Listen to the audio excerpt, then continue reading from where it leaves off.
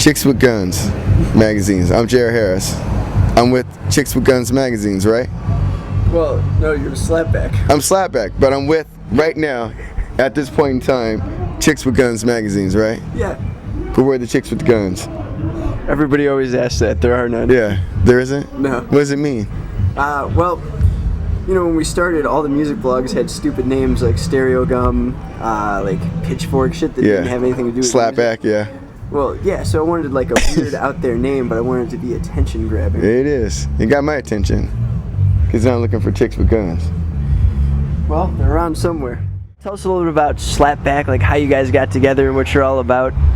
Slapbak, been together for 20 years now, man. We're going on 20 years right now. It was originated by me, so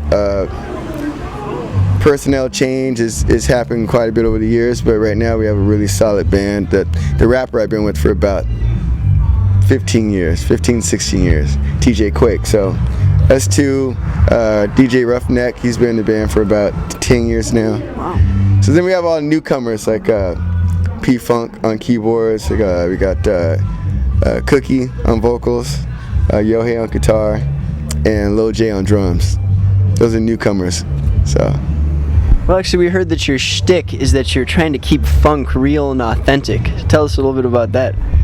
That's kind of it's not necessarily true though. Oh, really? But we do get pinned for being a funk band a lot because that's where we came from. But Slapbak is a lot more than just a funk band. It's that's our roots. Yeah. Everything on top, whether it's got like rock or hip hop, it has that funk overtone to it, Yeah. But our first record had George Clinton, Bootsy. So once we did that record, we kind of were pinned to just being a funk band, but it really isn't. And I like funk, and I want to keep it authentic, but we're not, a funk band. Well, how would you describe? What would you call it? It's funky, but it's not funky like it ain't. It's not funky like Chili Peppers is funky, and like Tower Power is funky. And there's bands that are funky. We're a nastier funk. Like it's funk underneath for sure. Yeah. So, I say funky. I don't even like saying funky because that waters it down. It's. Okay. Oh, damn it, it's funk. All right. I guess it's funk, man.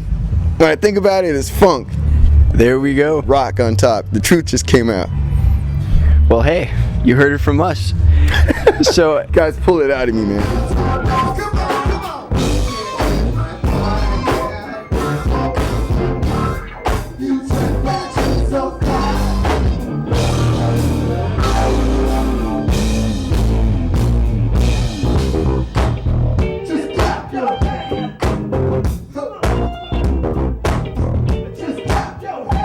I heard that you were actually part of the touring band for The Time. Yes, I was. Tell us about that. That was, man, talk about a great experience and talk about an extremely tight band. You just walk, the minute you walk on stage with them, and they didn't really rehearse me too, so it was I thought I was tight, but those guys are tight. The steps, the moves, the singing, the bass. That was probably the most challenging gig for me, was doing Morris Day and Time. Oh yeah. These guys are no joke. I mean, they're a pretty seasoned band, yeah. Yeah, right. Yeah, and I felt it the minute I walked in there too. Boy, did I feel it.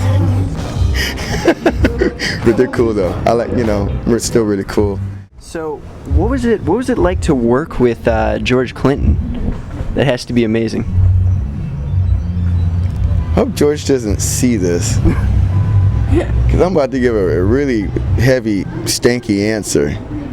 Because George truly is funky. Yeah. You know what I mean? You met George? Never met him, but... Okay, so you standing like this close to George? You know what I'm saying. You know what I'm talking about. So you can't get in the studio and get next to George on the microphone and not catch his funk. You're going to catch his funk, whether you want to get it or not. Because you're going to smell it first. So you smell, this is what you're saying? Oh, yeah. What is it, the dreadlocks, or? It's everything. It's everything. It's the sheet, whatever he's wearing at the time. I don't know. But no, George was cool as hell to work with. I mean, watching him create vocals and how he does it and what you think it is. I used to think George had a choir, in the studio. George got that same sound with 5 of us. Wow. He just knows where to, place, certain voices in front of the mic. You know what I mean? It's cool. Very interesting working with George. Well, what was it like to tour with Jordan Sparks? The total opposite. The complete opposite. Not strict. I can't even believe we're talking about the time and George Clinton and then. But had quite the career. But Jordan's my girl though. She's a sweetheart. She has a hell of a voice. I mean, Jordan can sing her ass off. There's no doubt about that.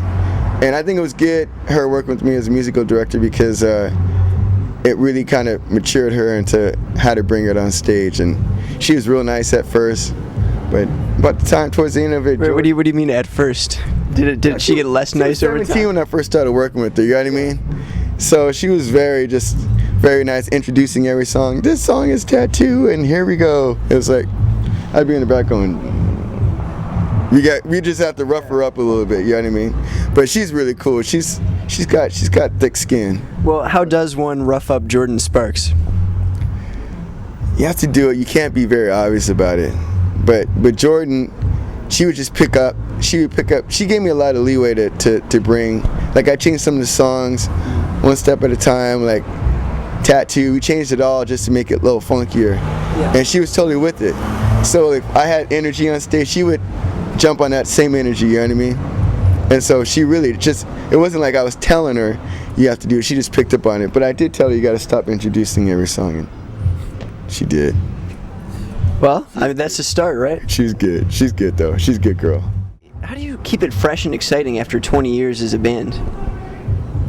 Sometimes you gotta take breaks, and I've taken some breaks, and it helps every time. Like the guys I have right now, the drummer, Lil J, he's been a fan of Slapbak since he was a teenager, and he's a young buck. He's 20. He's gonna be 21 next week. So like that kind of energy, whenever you bring someone fresh like that, it kind of lifts the whole energy up, you know. Cookie, the new singer rap, she's very like, woo, like, you know, the energy's there, and TJ's always had that, you know, my partner in crime, the guy's been with me the longest. He's like that, so I'm excited about music. So, you know, as long as I don't have any, like, you know, aching bones or anything like that, I want to rock. I mean, it's still in my bones to do that, you know. Nice. So, yeah. All right, you have to give us a funny anecdote. A funny anecdote? So what's your best story that you have that you love to tell that's going to make me laugh? And you have to make me laugh, otherwise I'm going to be bummed. All right. At 12 years old, I thought I was Captain America. And I rode down the street on my bicycle with underoos on and blue tights, my sister's blue tights that she wore in ballet, and red socks. And I would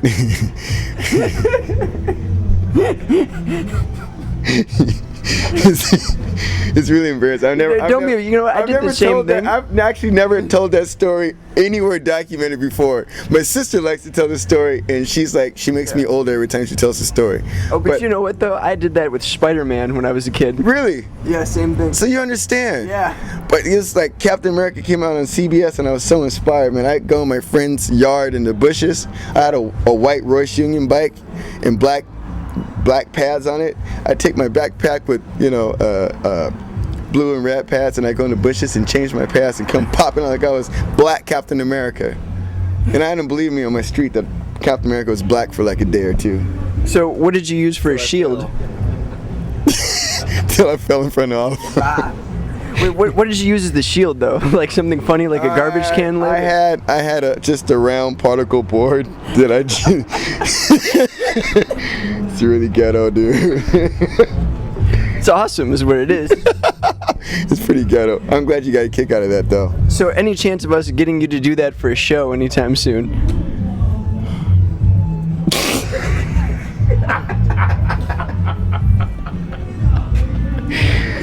Dude, I just might. I'm not crazy. I just might. All right. I think we're going on. Oh, yeah. Well, all right. Well, thank you. You guys stick around and bang with us, bro. All right, man. Thank you, my brother. I'm shaking your hand, but, you know.